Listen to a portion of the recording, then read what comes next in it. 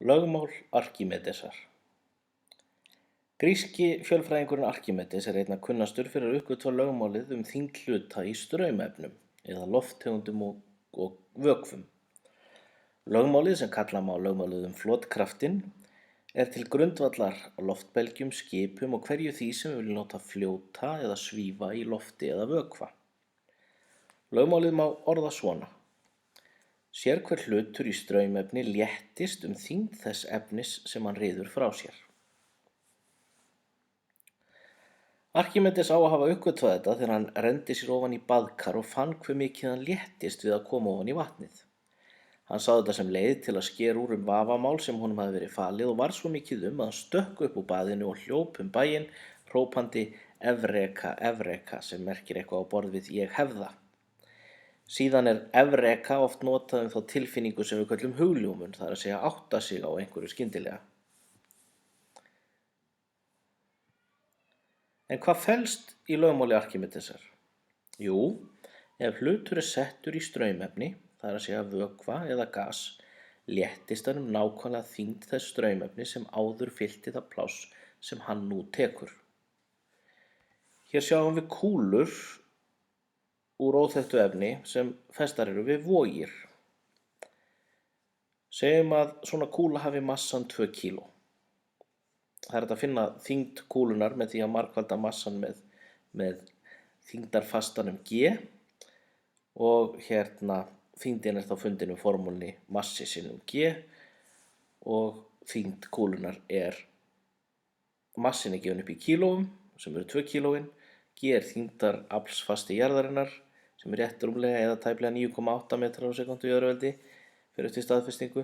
Þyngd kúlunar er þá 19,6 sem við skulum í þessu dæmi námynda og segjum að þyngd kúlunar sé 20 og þyngd er gefin upp í njútonum sem er þyngd kraftur. Þannig að ef við horfum bara á fyrstu myndina þarna þá sjáum við kúlan hangir í vog, þyngdin er 20 njúton.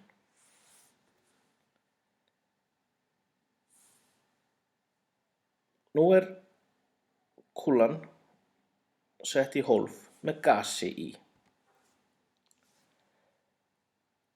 Nú léttist hún þyngd þess gass sem hún ryður frá sér, það er að segja hún léttist sömu þyngd og kúla úr gasi myndi vega.